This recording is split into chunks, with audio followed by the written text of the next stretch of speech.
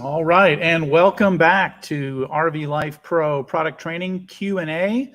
The pertinent word there is the Q for questions. So don't forget to post your questions if you're watching on YouTube or Facebook. Let's get those questions out there so we can answer that stuff and demonstrate live and what have you. It's good to be back. We had a little bit of a break there over the holiday. And we will have a strong push here the next 6 weeks and finish out August with a show every Wednesday at 11 a.m. Central Time. I want to remind everybody to like and follow and subscribe and thumbs up and all of those good things.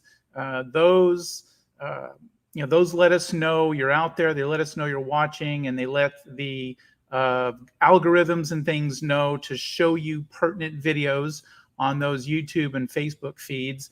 And, maybe it'll cut down on those emu ads for the stupid insurance commercial there. If you work for them, I'm sorry. The ads are terrible. Okay, big thing we're going to focus on today is we're going to talk again about drag routes and waypoints and manipulating the route in TripWizard. But before that, we'll touch on just a couple of quick questions that came across from some folks over the last week or so. So we're going to jump in. I'm going to share my screen, and we're going to do that now. Let's get that going.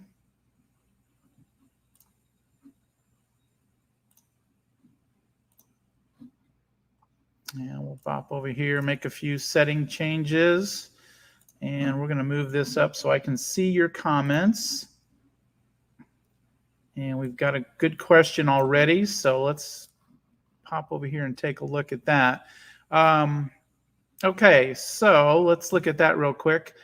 Tom is asking, how do I plan a trip in advance and get it to work when I'm in my truck and ready to leave?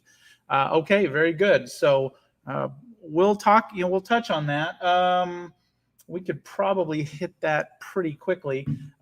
The answer really is simple, and probably one of the most misunderstood or misknown factors for new RV Life Pro customers. And that is, Tom, you're going to plan your trip here in TripWizard, which you've, I'm sure, probably already figured out. Then when you're ready to go, you're going to grab your mobile phone and you're going to download it, and preferably you'll do this before you get behind the wheel, right? But you're going to download the RV Life GPS and Campgrounds app from either app store. You're going to sign into that app with the same email and password you used for TripWizard, and it's going to make that cloud connection, and it's going to show you your trips in the trip menu, and you can navigate right from there. And if we get a chance here, we'll pull up a phone and we'll look at that. But that's sort of the missing component that a lot of folks don't quite get. They'll load up TripWizard on their phone or their tablet or something, and it doesn't move, it doesn't navigate, it doesn't do anything. And that's because, of course, TripWizard is the planning portion of the tool, and the RV Life GPS app is the RV Safe navigation component that you need. So much like you would log into your bank's app to perform other banking functions that maybe you did over here on the web, you're now going to, in the same vein, you're going to pull up the RV Life app to navigate the trip that you've planned here in TripWizard. So we'll see if we can touch on that more later when we pull up the app. So a couple of quick things we'll hit while we're thinking about it. I've got this trip up on the screen.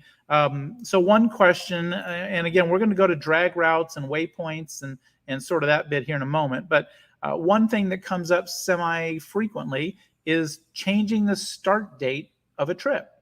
So we can see here that I've got this trip starting yesterday, right? 7/19. This is a great scenario, and it's like maybe we didn't get on the road for whatever reason. We're going to push this trip out a week or whatever. All you got to do is go to that first trip or the first stop in your menu. If you highlight it with the mouse, click that pencil icon and come in here and choose a new date. So let's say we're going to push this off till next Friday and save. And that's it. it'll automatically recalculate all the other dates in your stop and stops in your trip based on the number of nights you're staying, and you're good to go. So that's very simple, changing the start date. Good question here from Greg. It's good to see you, Greg. Good to see you again, Greg, or hear from you again. Any idea when the new GPS app training video will be made available? I actually was in contact with our person that is building that video, and the ETA is about a week on that, and that will show up in the YouTube channel. It'll show up in both the RV Trip Wizard and the RV Life YouTube channels. I highly advise you to subscribe to those so you're alerted when those videos are made available. So I think it's going to be a really helpful tool. We worked hard on the scripting, and our video person, she does an amazing job with the compilation of the video and the voiceover as well. So looking forward to that. Okay, so we talked about changing the start date. The other little ditty I've got here is adding any address. Now this comes up fairly frequently in relation to like a Harvest Host location or a Hip Camp location or something along those lines, but it's applicable for any address. Your kid's house, your grandkid's house, your storage facility for your RV, whatever the thing is. If you want to add it to your trip, the secret is to get up here at the top, and I'm up here at the top in the search location, and I just type in whatever your address is of the place you need to go. Now, what you don't need to do, and of course I'm making stuff up here, as I begin to type an address, it starts to give me choices down below. Now, if I, for example, if I type in the name, National Indoor, I start getting some choices here. National Aquatic, blah, blah, blah. Here's National Indoor RV Centers here in Louisville. This is near us. If my RV is stored there and I want to begin my trip from there, I want to type in just enough to get my address available to me, whatever it is. It could be a campground. It could be, again, any address that is of interest to you that you want to make part of your trip. In this case, I've typed in just enough. Now, I could have just as easily typed in 498 East, I forgot what it was, what State Highway maybe. But anyway, and here's an address in Abilene. I look at that, go, oh yeah, that's my address, right? And then you click on it. I think where a lot of people make a mistake here, and you see it gives you this big purple icon that I can now go to more details, and I can add this to my trip, or what we would call save custom stop.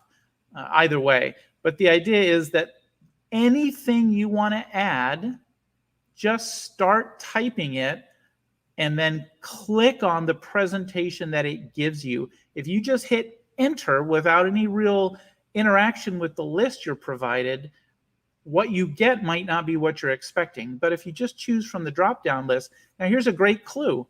If it's not in your drop-down list, there's a good chance that address isn't correct. So, all right, we're going to bop over here. I'll put a bow on that real quick and just say, so anything you want to add to your trip, that's how you can do it. You can do that with campgrounds and things as well, but we really recommend you choose the campgrounds from the map instead if you can. Either works okay. It kind of depends on the presentation you get, whether you get all the amenities and the pictures and all that type of thing, or you just get a campground address. So we can touch back on that if we need to. But the big thing here was to let folks know any address can be added to the trip. That Harvest Host address, that Hip Camp location, anything that's part of your trip can be added. Let's see what Tom has got. No, Tom, I'm not specifically talking about iCloud.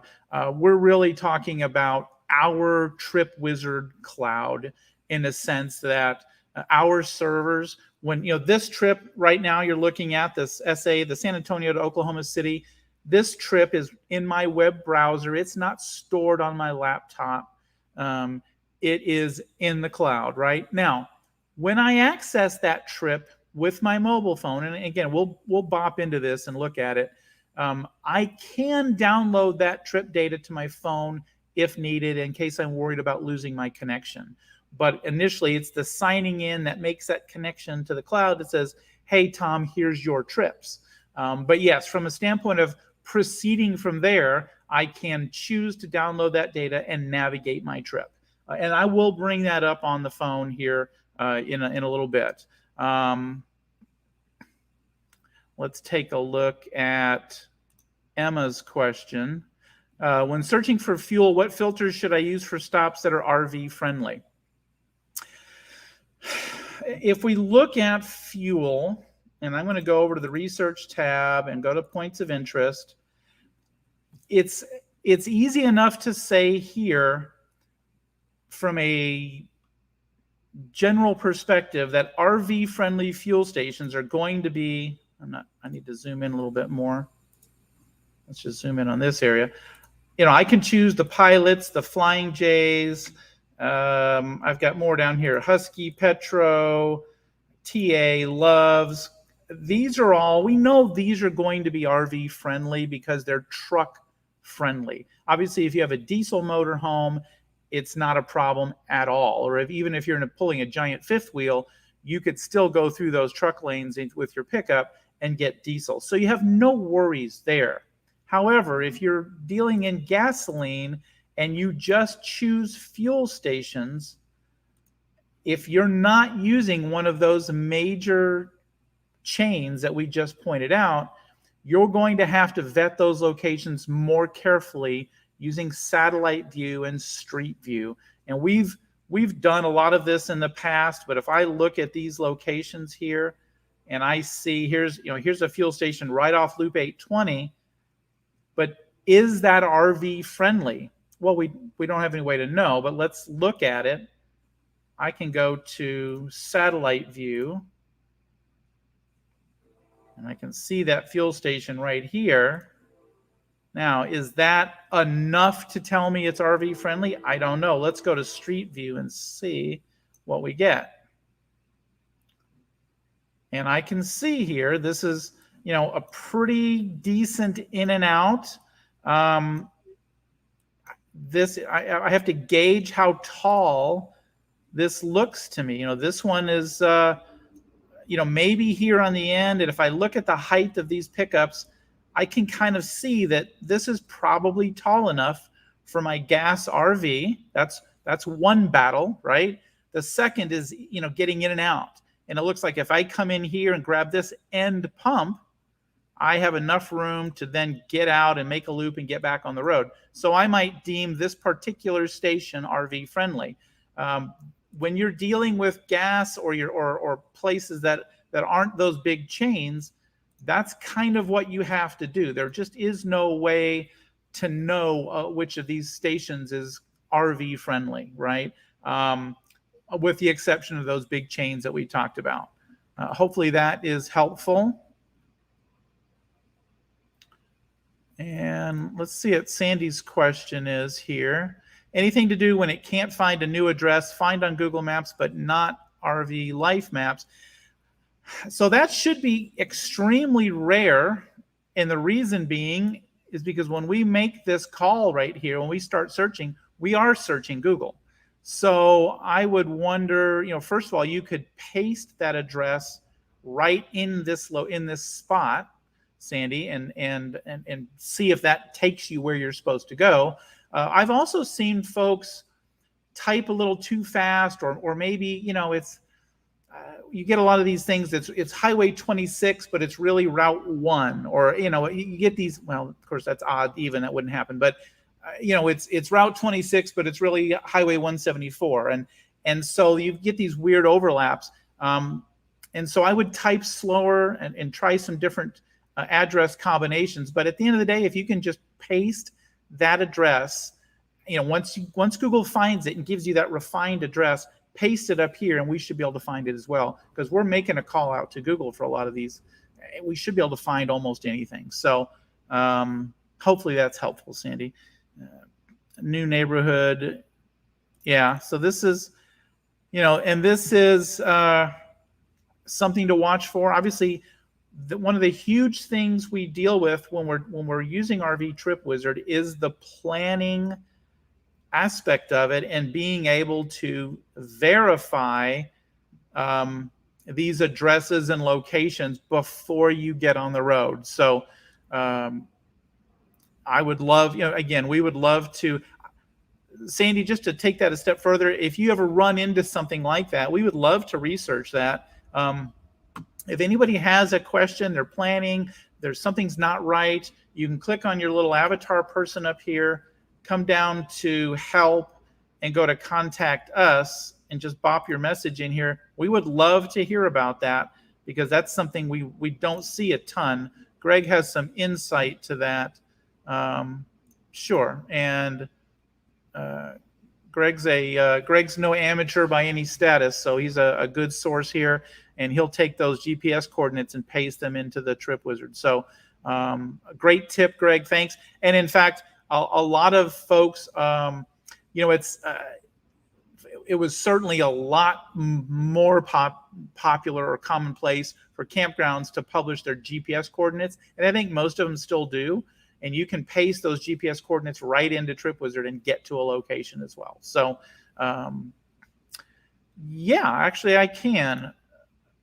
Can we? We had. Let me see if I still have those notes. I had some GPS coordinates. Let me see if I still have them. Yeah, here we go. So I've got some GPS coordinates right here, and I can try to find them. Let's take a look at this. Let me start with what I've got. I've got GPS coordinates for a specific location. I paste them into the bar, and I don't think I have to do anything but hit enter on those. I think that's it. I can't remember if the minus was part of it. Hang on a second. Yep, that's what it was. I had a dash in my description. I took the dash out. This is Mexican Hat. This is where this actually was. We went over this a couple of weeks ago. This is right out Monument Valley, right on the Forrest Gump Road right there. But that's a great awareness, is be careful not to add. You see, when I pasted that, I had that little minus there. Get just those raw data there, and you'll see it actually resolves it for me and shows me what the highway, the city, state, zip, and everything is. And then I just click on it, and I'm good to go. So hopefully that will help Sandy. Is if you've got those. I don't know that I haven't really used that. Let me go to Google Maps, and let's just do the same thing. Mexican Hat, Utah.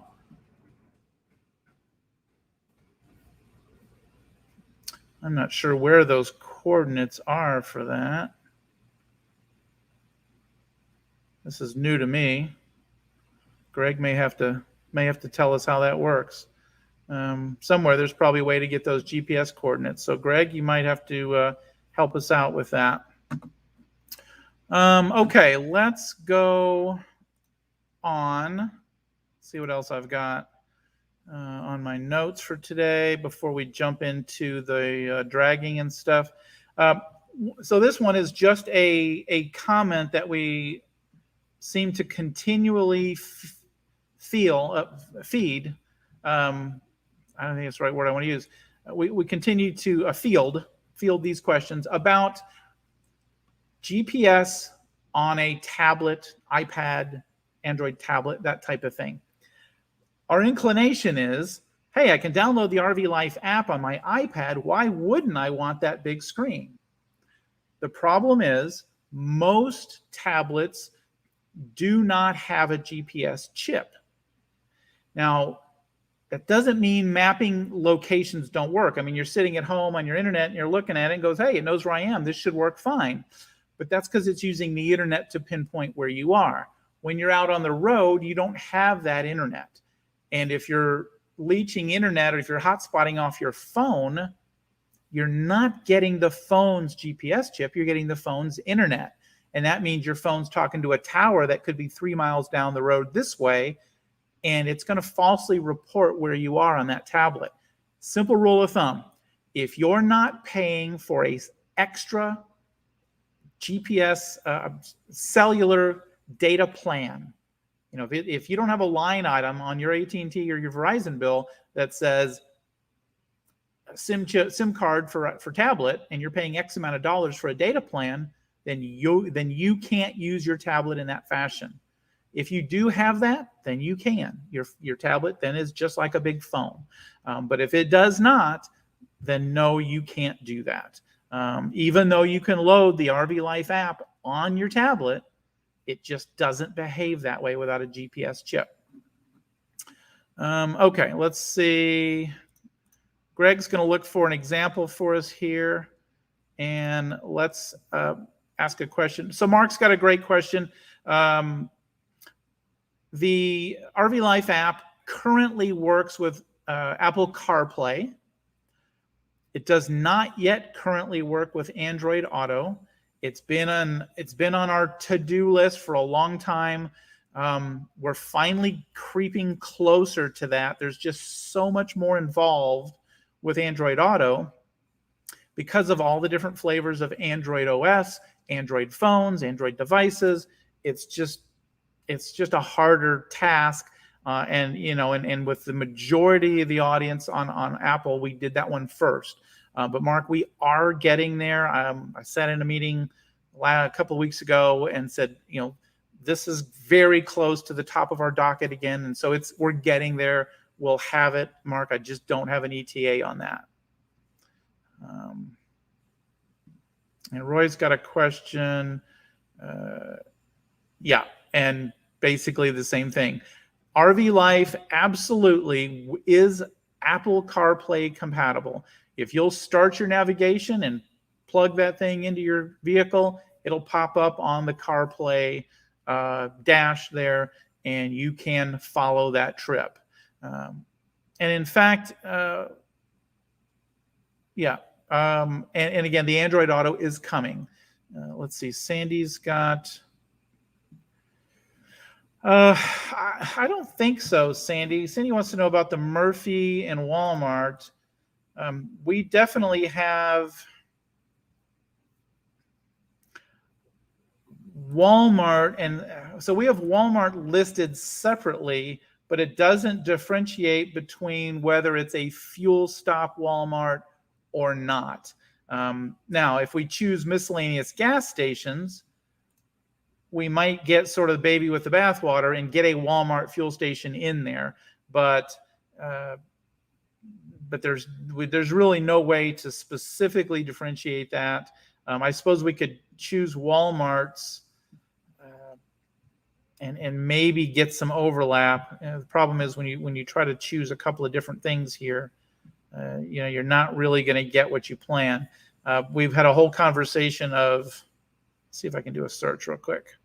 So here I can now get Walmarts and fuel stops and maybe find one that happens to overlap and be the same. Maybe down here. Yeah, it just doesn't. It's just not a parameter we've got separately listed. Yeah, taking to the wrong Walmart. So, if again, I don't know.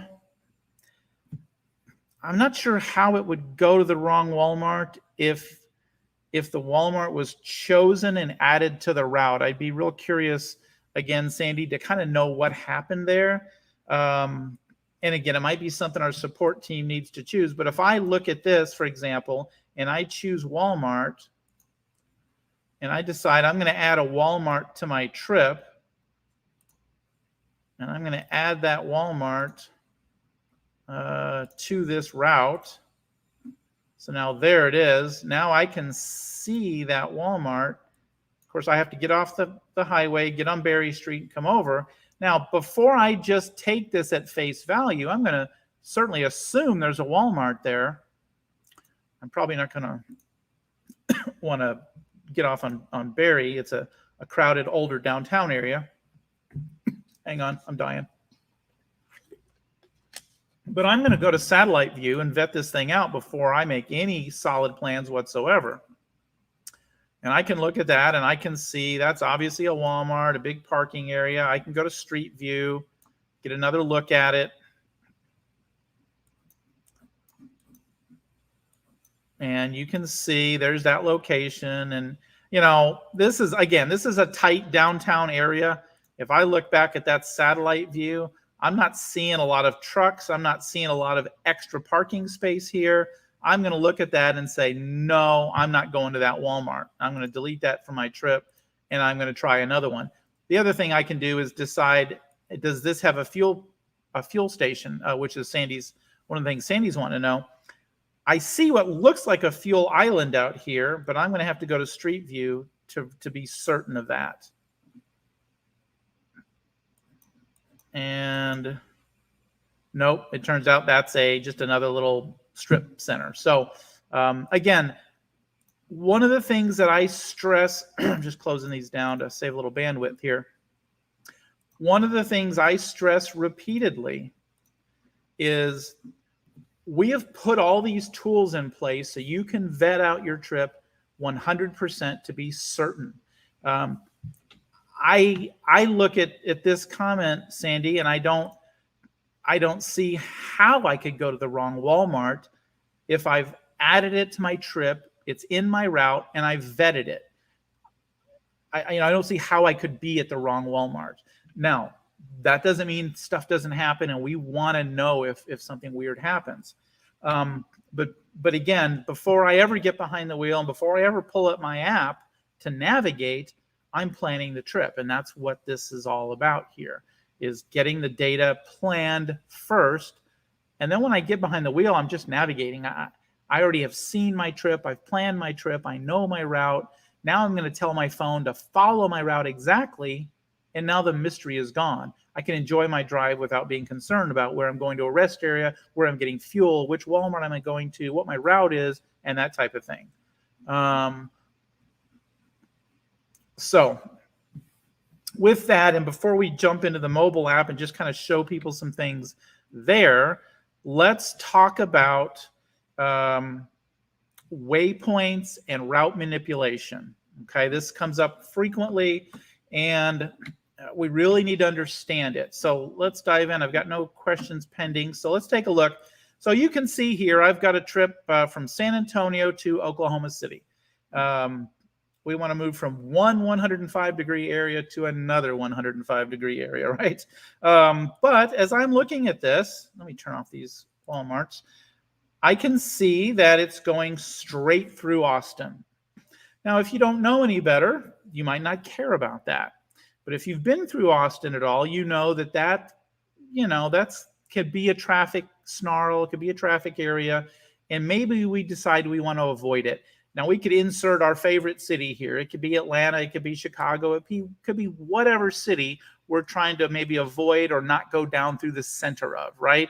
So in this case, I've got Austin here, and I know about this fancy new 130 tollway, which kind of comes up here and goes around the side, has speed limits of 85 miles an hour. I'm going to stay in the right lane if I go there, but I want to get out, particularly the heart of Austin right here. I want to get out of that, right? So I'm going to turn on my drag route. I'm going to zoom in as close as I can reasonably here to see what I've got going on. And I'm going to come over here kind of right about the middle, and I'm going to drag it over to this here. Just kind of pause. I'm holding my mouse button down. I'm going to let go. I'm going to zoom out a little bit, and it looks like I've probably accomplished what I want to accomplish. Now, I'm going to zoom in and just double check this. It looks like a clean, right on the freeway. Everything looks good. I'm going to turn off my drag route right away so that I don't accidentally start dragging this route all over the world when I'm meaning to drag my map, okay? So I look at that and see that, you know what, that was really successful. I've accomplished what I wanted to do. Now, I look at this and I say, but wait, I need to go on this segment of 35 through Georgetown for whatever reason, right? Doesn't matter what the reason is. I had folks that lived in Pflugerville at one point. I mean, that could be whatever the point is. I need to get back on 35 before before TripWizard has chosen that route for me. I need to juke that over just a little bit more. So I'm going to turn my drag route back on. I'm going to come over here. And again, I treat this little segment here, and I'm going to grab the middle and scooch it over to 35, nice and easy. Let go, zoom in, make sure my route's clean, turn off drag route again, and look at my entire trip. And now if I come down and look, it appears I have gotten exactly what I wanted to accomplish with dragging a route through Austin. That's one example. Let's look at, just double checking. Let's look at another example. Let's come up to DFW. Now, if we look at this, if I decided that wasn't what I wanted, or I had dragged poorly and ended up with a janky route, I can come over here and just delete these little trash cans. You can see that whichever, let me get over there. I can just delete these little trash cans, and they will, let me turn off drag route, and they will eliminate these little waypoints that I've created. Right now I don't want to do that, so I'm not going to. But let's go up to DFW and look at it from a broader perspective. You can see that obviously TripWizard is going to pick the most efficient route through DFW onto Oklahoma City, which is staying on the Fort Worth side, right? But let's say you've decided you need to see the famed Mesquite Rodeo in East Dallas. Okay, now we can zoom in on 635 here, and we'll find, let me not get too crazy. Here it is, Rodeo Center. So right in here is the Mesquite Rodeo. Now, I've got 3 ways to manipulate my route to get here. The drag route is one that we'll look at again. I could create a custom stop, or I can stop somewhere that forces that route. So let's cover that last one first. Let's say I'm not just going to drive by and take a selfie and keep moving. Let's say I'm going to stay there and actually attend the rodeo, right? Well, I'm going to turn on campgrounds, and I'm going to find a campground nearby to stay at, right? And in this case, I look at this and I think, well, I've got one down here. Maybe not very good, right? It doesn't handle big rigs, so it's not going to work for me. Let's choose, this looks fine, right? This looks good. I'm going to add it to my trip. We're just going to stay one night.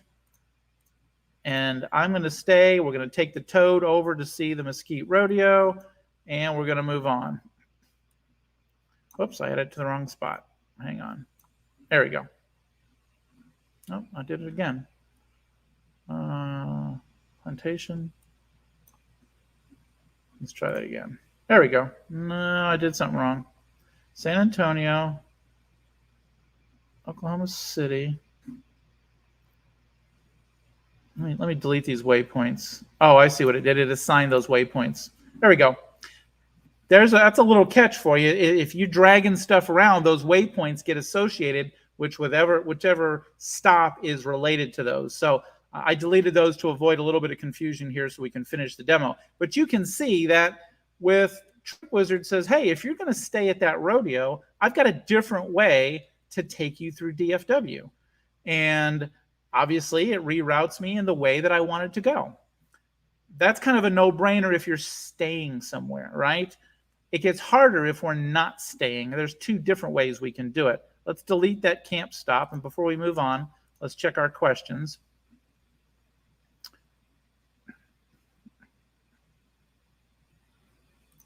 So this is a pretty good question.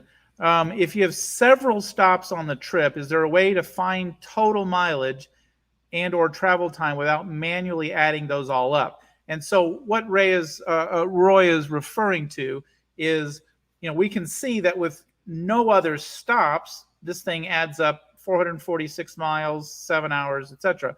But if I have a bunch of little stops in there, it tells me how much to each different segment. Well, what if I want to know the whole day, right? If I have 5 stops in my day, that's great, but what if I want to know the whole day value? Probably the simplest thing, Roy, is to click on that wrench icon and just export that thing to Excel, and you should be able to see it in a different fashion there. So that would be my recommendation on that. Okay. Make sure we're good there. Okay, hopefully that was helpful. Okay, let me take a look at Sandy's. Okay. So Tom's question is, if you drag a route, is it still RV friendly? Yes. If it shows you a warning of some kind, it'll tell you if it's no longer RV friendly, where it says I can't get there without violating one of your rules, or it's not an RV safe route. Now, having said that, when you start dragging into weird neighborhoods and some oddball places that you're uncertain about or you've never been before, I'm going to recommend another option. It's easy for me to drag it onto a major freeway and say, yeah, this is fine. And it is fine. But there's another method, and we'll look at that in just a moment. I'll just double check some questions.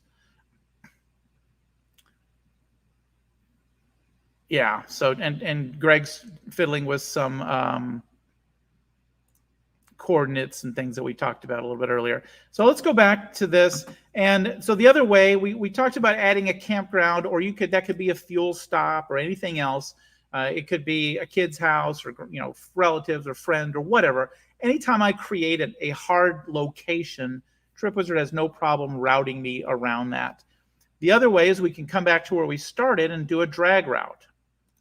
And so I can turn my drag route on. I'll grab the middle of my route, drag it over here to 635, and let go. Now, as I zoom in, what in the Sam Hill do we have here? So you can see that my casual dragging, which looked great at 50,000 feet or 30,000 feet or whatever this is, when I zoom in on it, it's got me going off and bopping into some back neighborhoods and turning around. This is when you're dragging at that high of a scale. You remember when we dragged in Austin, we were zoomed in really close on a particular section. But in order to physically see and drag my route across the entire DFW Metroplex, I've got a 60-mile window in view. You can't drag it safely with the granularity. Now, I can look at this and say, well, this is a disaster. Let me delete my trash can and try it again. The problem is, to get the granularity I need, I really need to be zoomed in about here. Well, I can't see my other road. So when I look at a change of this magnitude, dragging is not an option. It's just too hard to get the granularity you need. So that brings us to our third choice, which is zooming in on that Mesquite Rodeo. And again, let's just assume I'm going to drive in there and take a selfie in front of the sign or whatever. I don't know. I've been there once and I don't remember much of it. But let's just assume that's my goal. I'm going to come in here and create a custom stop.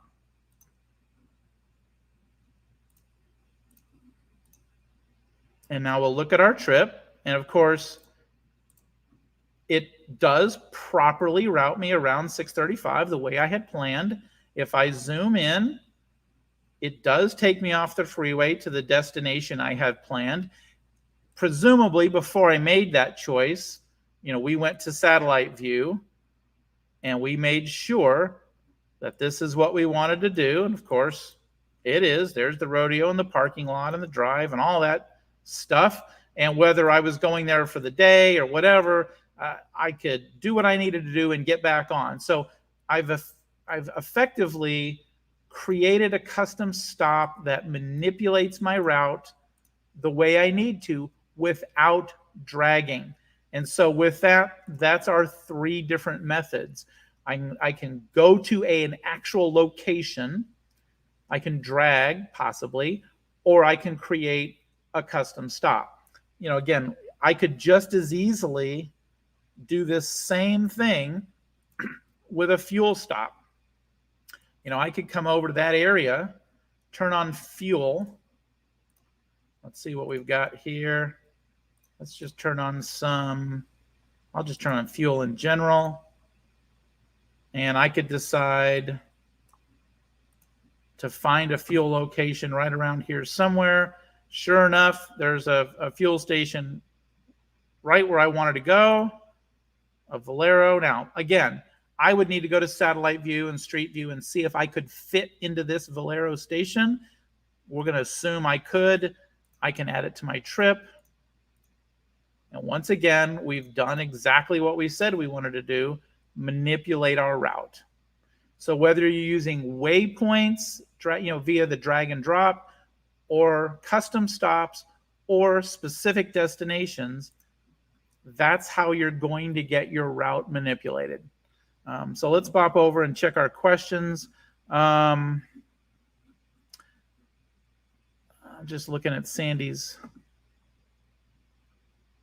Yeah, for Sandy, your questions here, our team would love to know a specific trip that you have planned that we could then test with the mobile app. We always recommend this: match trip exactly, always, and I'll demonstrate that soon. So the fact that you can't, we'd love to know what's going on with that. The team's going to want to know if you're on Android or iOS. They're going to want to know what version. They're going to want to look at your trip, because what you're describing is not normal behavior, and so we would want to see what's going on with that. And we showed you earlier how to contact us from inside Trip Wizard, which is click on your avatar, your help, and contact us. But we also have the same mechanism in the mobile app, which we'll look at. And there's the train. All righty. Comments look good. I'm going to go ahead and we're going to go ahead and go to the mobile app now. Let me make sure I can get that running before I promise that. Whoops.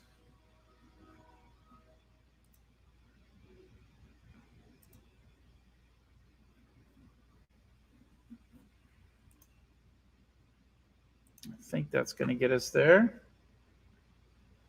Okay, good. Let me stop sharing this screen. And we're going to share the mobile app.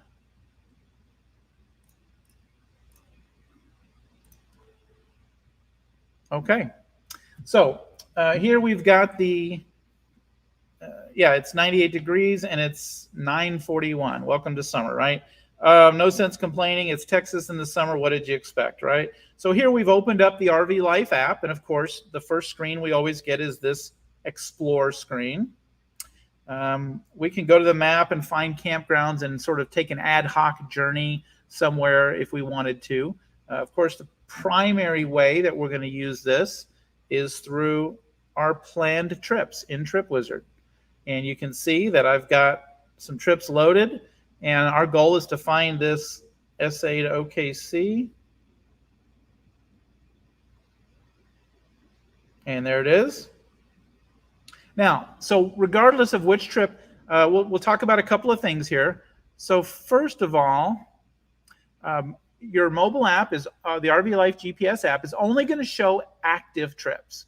All those tentative trips and archived trips, those are not going to show up here. We only want your active trips. That cuts down on what your phone needs. It also cuts down on the clutter and things like that. So I can then choose a trip. And of course, this is the trip we have just planned, a very simple trip. But I'm going to want to do this not the minute I get behind the wheel. I'm going to want to do it the night before, the morning before, whatever, because I might want to download these maps. Okay. I should have Texas downloaded already. I may not have Oklahoma, but before I hit the road, while I'm still on Wi-Fi, I'm going to want to download this data. So I'm going to tap download, and you can see I've already got Texas but I don't have Oklahoma yet. I'm not going to do it right now because our bandwidth is pretty light here and I'm already using up a lot with this video. But I would hit continue. It would download that data. Now, as I come back to this trip, let's say I do that the night before. I've got my Oklahoma, my Texas downloaded, and that way I'm cutting down on data usage. And if I lose Wi-Fi or lose cellular for any reason, I still have a GPS chip and I still have a map, and they know how to talk to each other even without cellular. But I get behind the wheel the next morning, I tap on that, and I still have the red button that says download.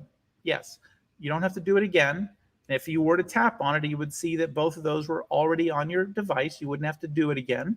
But I'm just going to ignore those, and I'm going to tap on my first destination. Now, in this case, it's Oklahoma City. If the Mesquite Rodeo was in there, it would have been that. If my fuel stop is in there, it would be that. But in this case, the very first thing in line has the red arrow next to it. And so I'm going to tap on that red arrow, and I'm going to choose match my route exactly.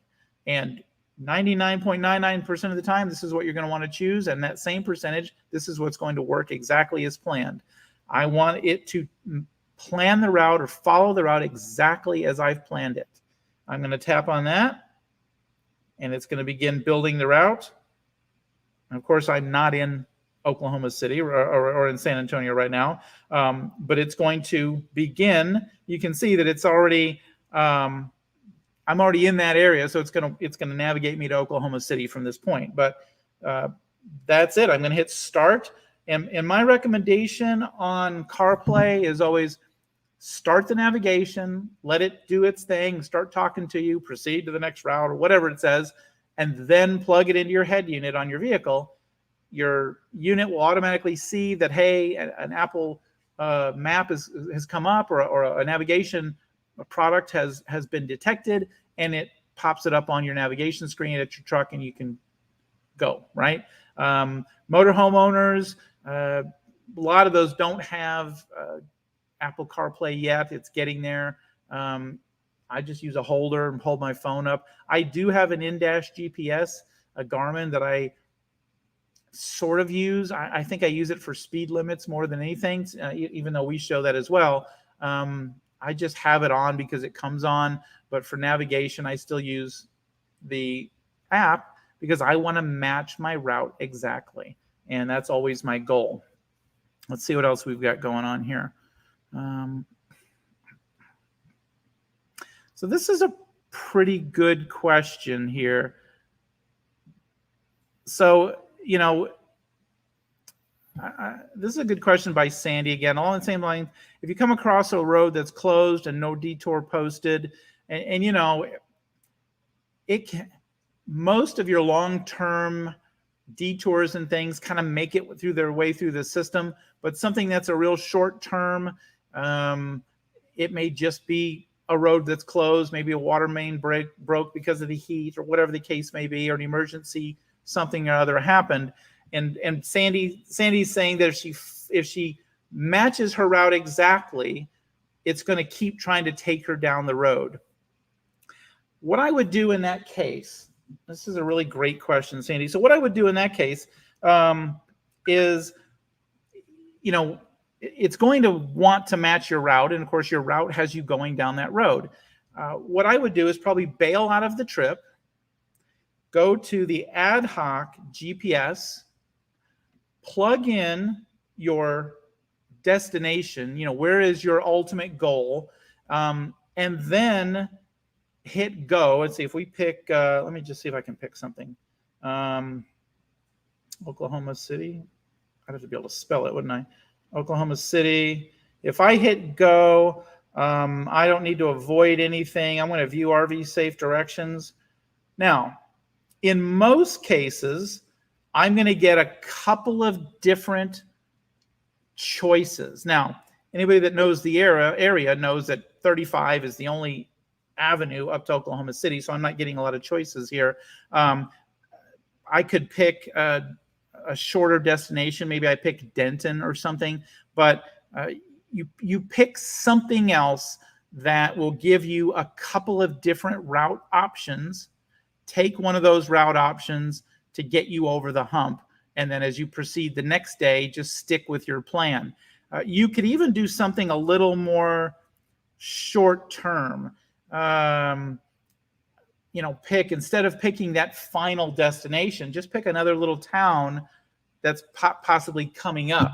Or you could do this. You could go to the map. If I looked at this and say, let's say I needed to find a different way around Fort Worth or something, I could pick a campground and let it give me some other choices and then pick from one of those choices. And then once I got there, I could go back and resume my navigation. There's not always, it can be hard when, again, I'm in an area where going north, if 35 is closed, we're in trouble. But depending on where you're going, you can try to find a way. Now, once I get around the snarl, I can go back to my trip and back to match my route exactly and let it figure out where I am and go to that next spot. So hopefully that'll help and hopefully that'll work for you, Sandy. So here's a great tip from Greg. And I just experienced this a little bit with that Mexican hat example. But if you've got GPS coordinates that include consonants like north and west, and N, W, E, etc., just remove those and have just pure numbers. Note that I removed a dash from the example I did a little earlier. That was different than an actual minus coordinate that would be snugged right up against the example like Greg's showing here. The dash was just simply because it was listed in a list of items that I had dashes next to. Some items will be a negative, depending on below the equator or something like that, I think. So just bear that in mind. I don't think any of us will be going below the equator necessarily, but just keep that in mind when you're pasting those coordinates in there. Ignore the letters, and if there are pluses and minuses and things, include those. And then obviously you're going to see on the map whether it's where you're expecting to be, right?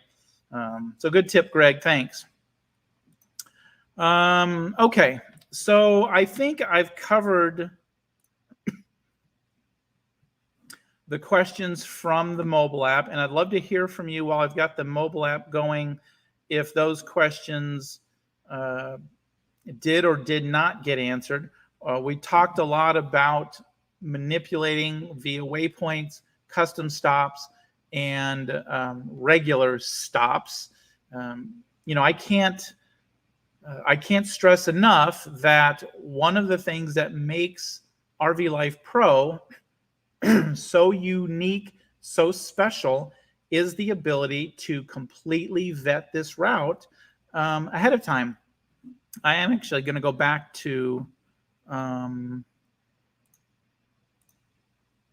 Trip Wizard for a second.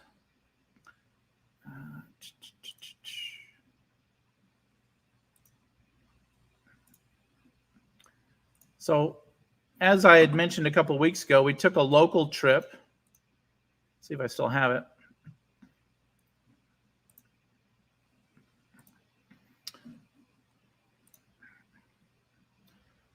So we took a little local trip here to Oklahoma, and it was miserably hot. We didn't stay as long as we thought. The Corps of Engineers campground was really cool, typical, but they had this neat idea of putting these sort of brick walls as part of the patio to block the brutal western sun, which is smart. The problem is for us, our campsite, that means that thing blocked off the view of the lake. And so if you were sitting at the picnic table trying to hang out under the awning, or you basically couldn't see the lake at all. And so it was a bit of a disaster. But so we stayed a couple of days and bailed early. But, as I'm doing my trip planning here, and I'll turn off the driving radius for a moment. And I just can't stress enough how to use these tools to plan your trip and take some of the fear out of planning and knowing. So I'm going to hit Sandy's question real quick because I got back into the computer, which is how to copy a trip. So if I've got this trip, local trip, and I wanted to copy this. I might want to make some contingency plans and say, well, if this, then let's go here, and if that, let's go here. And I want to copy that trip. I can click on the wrench icon, come down to copy trip. It automatically creates this name, local trip copy, but I might decide to rename it and call it Sandy's copy and just hit copy. And now it automatically takes me into that trip. Now I could make those unique manipulations of what I wanted to do, or I could go back to my other trip, whatever I wanted to do. In this case, I'll just go back to my other trip, which was my local trip. So one of the things that I always watch for when I'm going somewhere I've never been is, look, this route clearly has me going through downtown of a small town, right? I need to know what that looks like. I need to know what I'm up against. I don't want to go in there blind, 60 feet long, right? So once again, I'm going to go back to my satellite view. I probably should just keep it on that way. And I can see that my route has me going right through this little town. Okay, that's not that uncommon, certainly in the western region. So let's see what that looks like. And so I can come in, and I'm going to come right here, take my satellite view. And what I'm going to be able to see here is not only what this view looks like, but exactly what this turn looks like. I can mentally make a note. Okay, I'm going to get off 70. I'm going to turn at the Alnon, and the egress looks nice and broad. I'm going to be fine, and I'm going to start going down this little town. Now, of course, I'm seeing this little 2-lane cobblestone road, and I just need to be prepared for that. I need to mentally know, okay, is this going to be safe? And of course, it is an RV safe route. There's not a weight restriction. There's no height restrictions. I just want to kind of take a look at it and get comfortable with it before I go. And in fact, I did that, and I can see it's a little small town. It's pretty wide, even though the cobblestone portion is a little narrow. There's a good sized shoulder here, and no real concerns. Here's a delivery truck over here to the right. So just little things, little cues that tell me this is going to be okay. And, that's just one aspect of the things that I can check. Obviously, I can look at the campground. I can look at the route. As I get off 287 down here, I'm facing the same goal here, and I'm going to be going through this little area. I might want to look at that and see what that looks like. Am I going to be comfortable taking my rig through that area? Again, RV safe is one thing, RV comfortable is another, and I need to make sure I'm comfortable taking that route. So I just wanted to stress that. Greg's got a question here.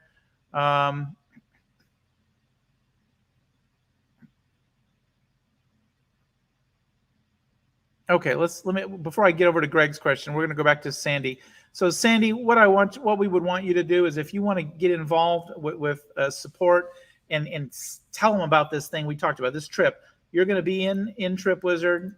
You can go to your name here, click on help, and contact us. And just right here, state your problem, your question. Say trip name is Oklahoma to San Antonio, or trip name is Niagara Falls, or whatever the trip specifically is called in your Trip Wizard.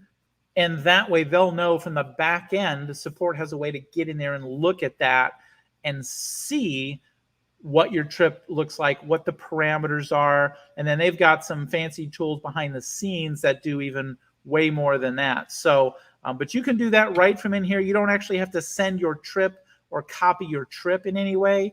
They already know how to get to that. As long as you tell them the proper trip name, they'll be able to find that. So hopefully that was helpful there. Sandy, Greg, let's go back to the mobile app and cover Greg's question here. Let's go to the mobile.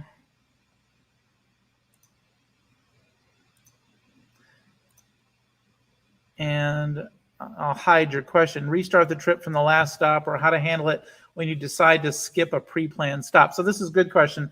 So what we're saying here, let's say I've got my trip, and let's pick something that's got a little bit more juice to it. Let's say we'll take this AIM rally trip that we looked at a few weeks ago. And excuse me. And let's say that I'll drink some more water. Let's say that I made it to Little Rock here, and my next stop is Oklahoma City, KOA, but I stopped and I diverted. For some reason, I diverted to Dallas. I may have, let's say, whatever, think of whatever reason it is, to see a sick relative, to go to a hockey game, to whatever my reason is. And it might not be Dallas. Maybe it was just a couple of miles off the road, but I stopped my trip.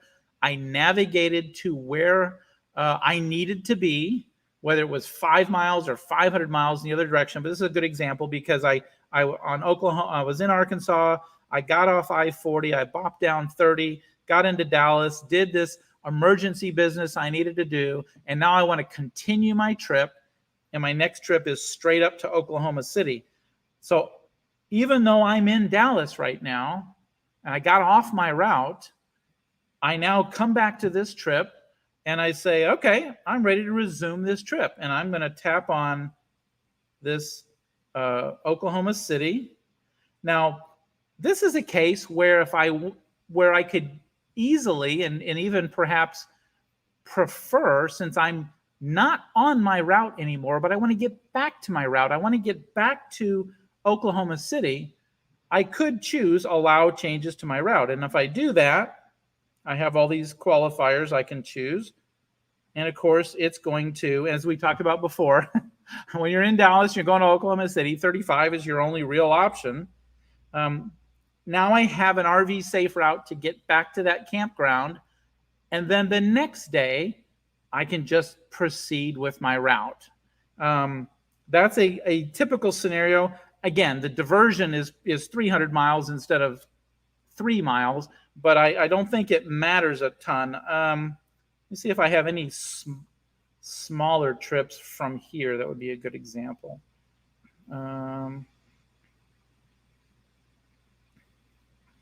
I mean, I could take this.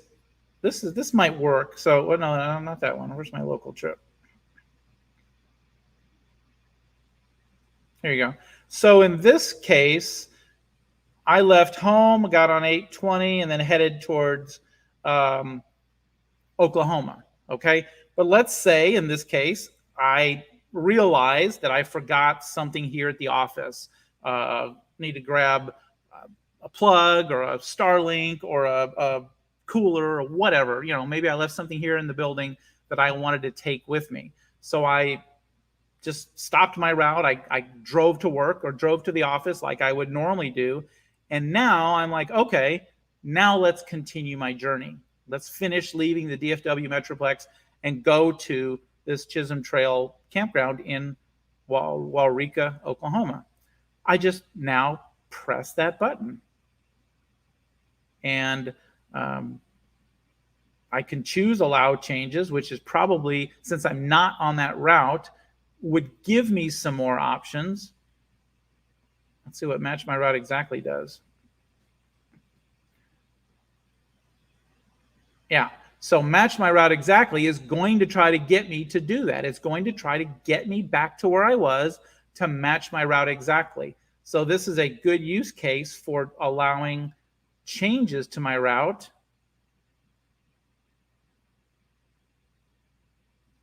so that I don't have to backtrack. Hopefully that was clear on the screen.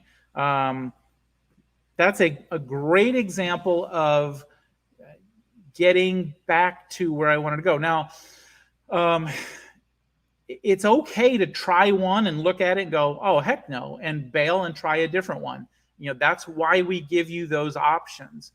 If you're not diverted from your route, I don't have any reason I would want to allow changes. I want to follow my route. But if I am diverted from my route, you can see where it would be beneficial in this case. Now, look, if I'm a mile off the road looking at some flea market I saw a sign on the freeway for, I want to match my route exactly, even though I've diverted, because I want to get back on that freeway and continue. I don't want to take some funky side road for 2 miles that's technically shorter and get back on the freeway. I want to match my route exactly. But the farther you divert from your route, the greater your possibility of wanting to allow changes. So hopefully that's helpful. Let's look at questions.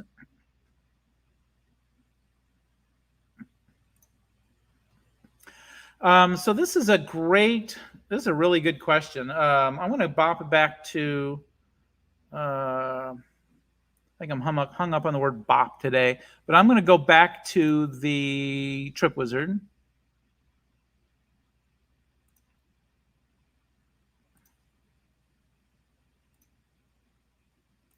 And so Roy's question is really good. Do I input the total weight of my RV and tow vehicle or just the RV? I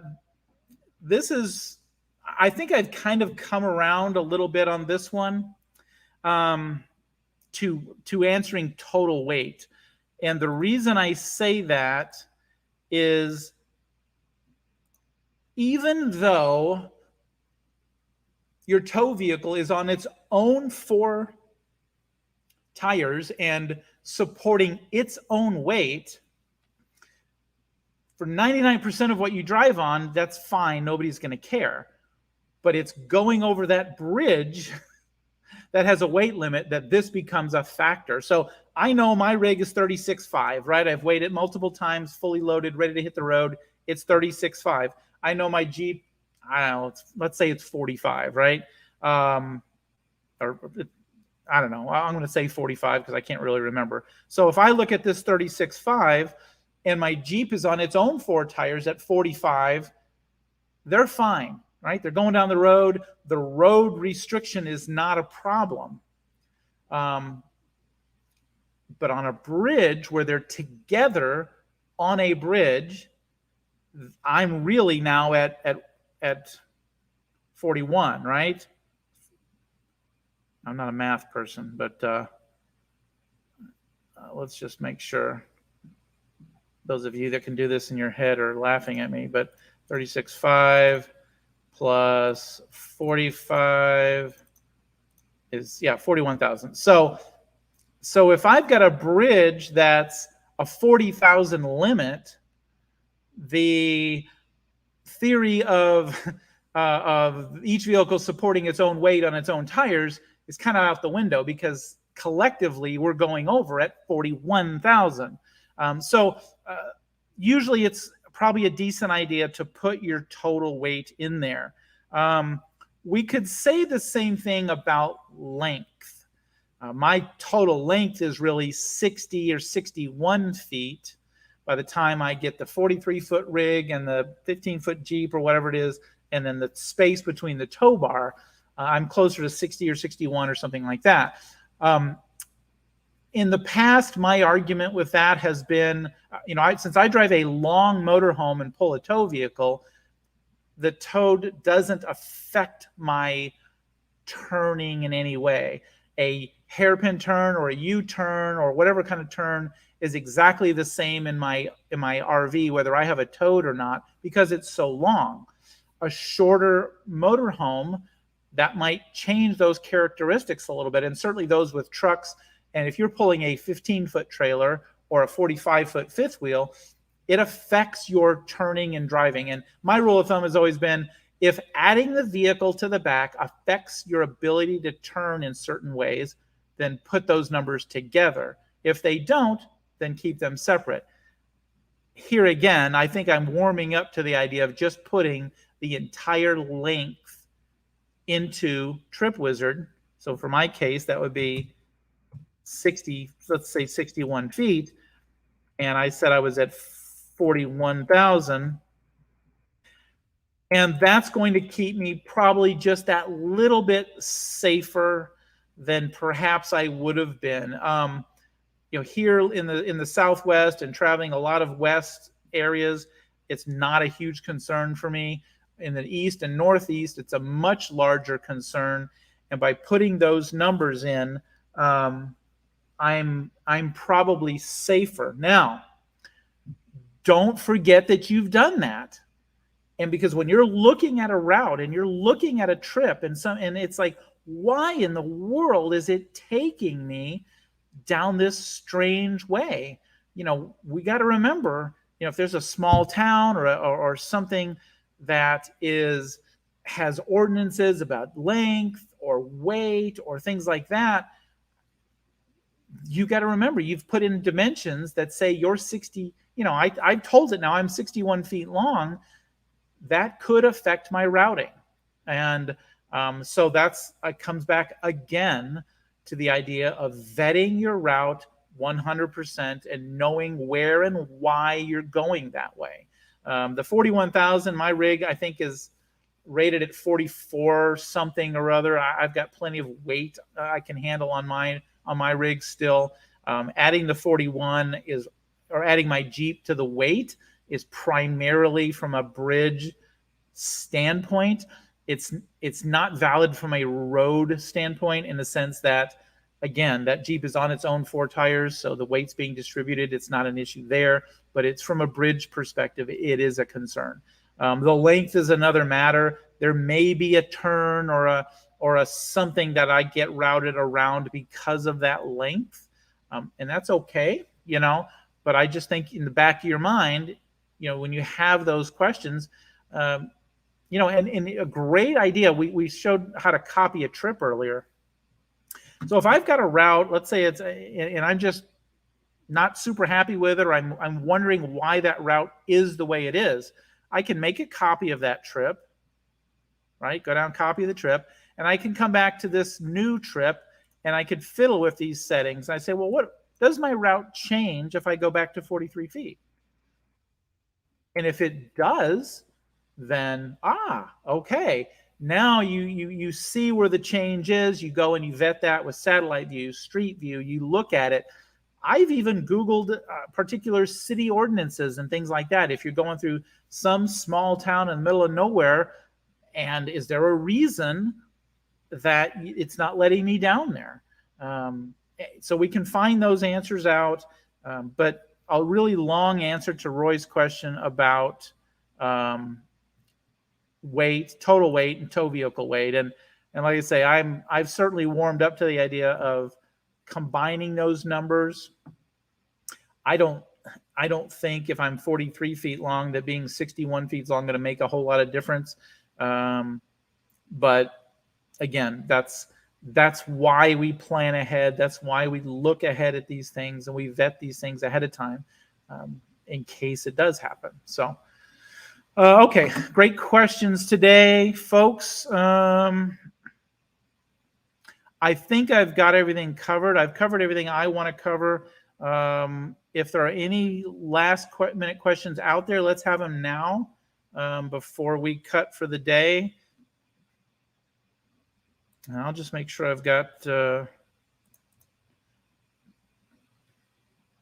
nothing else going on here, note-wise, question-wise. Okay. We're looking good. Thanks to everyone for participating today. Great questions. If I didn't get your question answered or something not to your satisfaction, remember you can contact the help desk. Oh, yeah. This is a good one from Greg. Remember, you can contact the help desk, and remember, you can come back next week at 11 a.m. We'll do it again.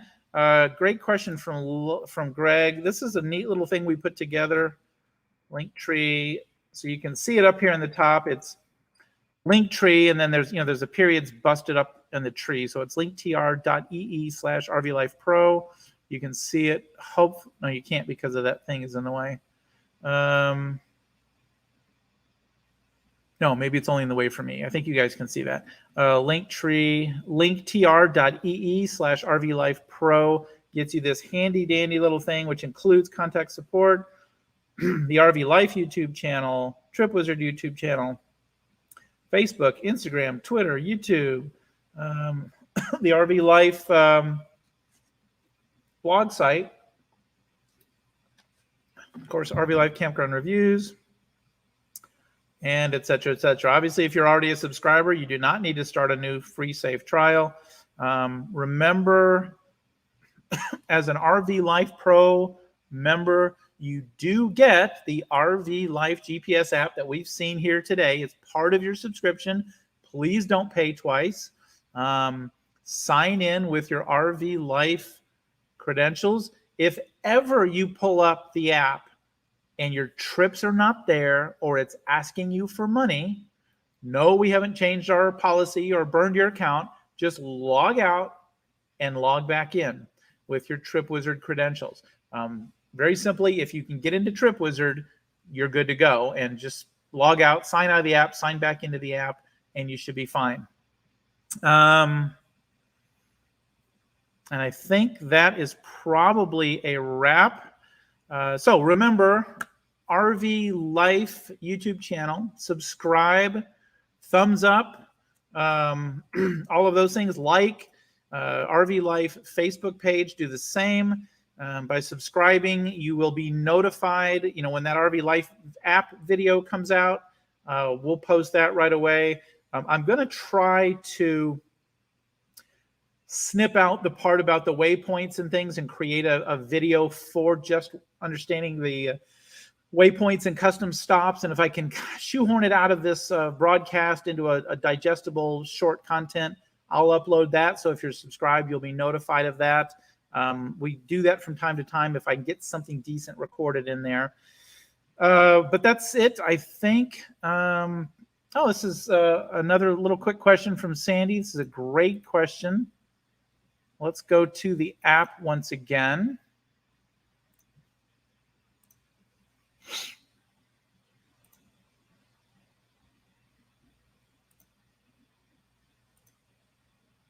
Okay. If you have downloaded maps and you want to know, what have I downloaded? Where are they? How can I be sure I have those, right? Obviously, you can go to your trip and you can hit the button and you can look at them all there, but there's an even better place to go. You can go to More. You can go to Offline Storage down here. And it's even telling me there's some updated maps that I need to grab. And if I go look at USA, I might have some other stuff downloaded here. All these with the little cloud, and of course it shows you how much space they're going to take. And I should get to Texas, and yeah, you can see South Carolina and Texas have a slightly, they show basically a filled-in cloud with a check mark. That shows me that I have already downloaded these states. And in fact, there are some updates. It wants me to update. I think I have some others from another country, or Canada or Mexico or something. But that's it. That's how I do that. Bear in mind, if you ever have, excuse me, if you ever have to delete the app and reload it, which happens sometimes, nowadays apps get uploaded in the background, and you never know when something's in the middle of uploading and then you turn it on airplane mode for some reason. It just kind of stops the upload. It's supposed to pick it up seamlessly, but stuff happens. It doesn't always. But if you ever have an issue with the program and need to delete the app and reinstall the app, it's going to delete that downloaded data as well. So you could come back here. If I had to delete and reinstall, for example, I would come back here and I could just download Texas, just knowing I need it, right? I could pick any other states I wanted. Conversely, if I had taken a big trip with multiple states, I might come in here and delete South Carolina because I don't need it now, right?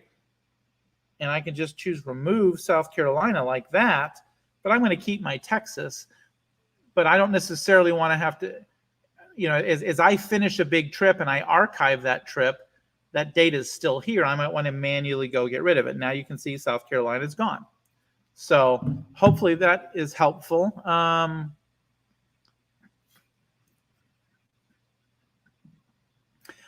Yeah, I mean, it's possible that if something had changed enough, or the app had refreshed, or something. And I'll tell you what's interesting. So I'm looking at Sandy's comment, and I just highlighted it. It says, I had states downloaded, but they don't show. It doesn't look like any of them are downloaded. Certainly that could happen from deleting and reinstalling the app.